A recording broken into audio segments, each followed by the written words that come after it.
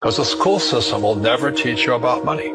The school system was designed to teach you to be an employee or a doctor or a lawyer, a specialist, but never about money. My father was the head of education, PhD, all that stuff.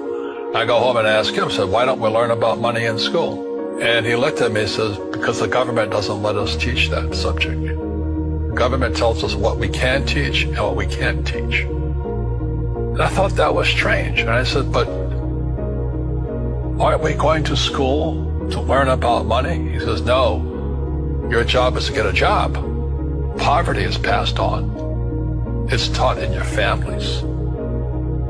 And middle class is taught in families. And so the people right now who are sitting at home, who are struggling financially or worried about money or unhappy, they may be making a lot of money, but unhappy with what they're doing, it was probably taught to you. You know, your superego was taught, get a job, work hard, or you'll never be rich, or the rich are evil, or whatever. If you're poor, you'll always be poor. Money will disappear that fast. Just like most pro athletes, they make millions of dollars, and 65% are bankrupt 5 years later. It's because they come from poor families. Now you tell them that, they get very angry at you. It's not, it's the rich fault. It's you guys ripped me off, and government ripped me off. But unfortunately, what Mr. Lipton was saying, it's passed down genetically. The moment I pay you, you think like an employee. Entrepreneurs work for free. You see, people say, well, why don't you give the poor money?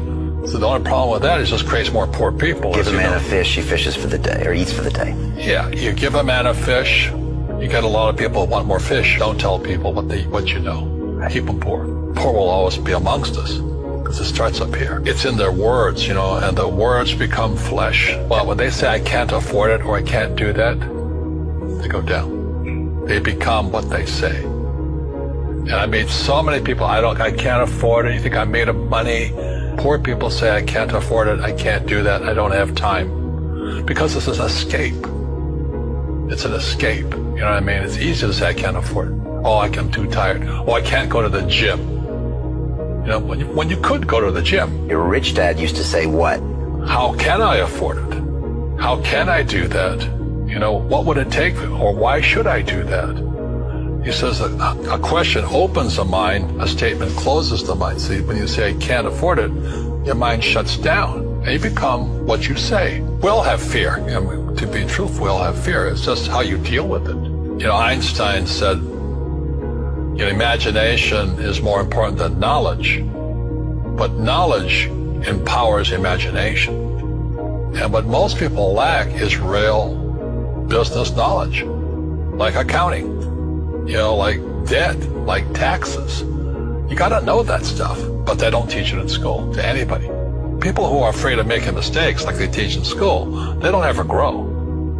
Because spirituality is there's good and there's bad, there's right and there's wrong, there's up and there's down. Most people only want to be right. They only want to be positive. Well, you can't have that. That's not reality. Every time I failed, it was like, good. I said, okay, what have I learned? And the average person, the reason they're poor is they haven't failed. They play it so safe. They haven't made any mistakes like they taught in school. That means they don't learn anything. That's why the school system's actually fundamentally corrupt. It's anti-education. And I think what most people do is they let their parents or their friends talk them out of life. So afraid of failing. But failing is how we succeed.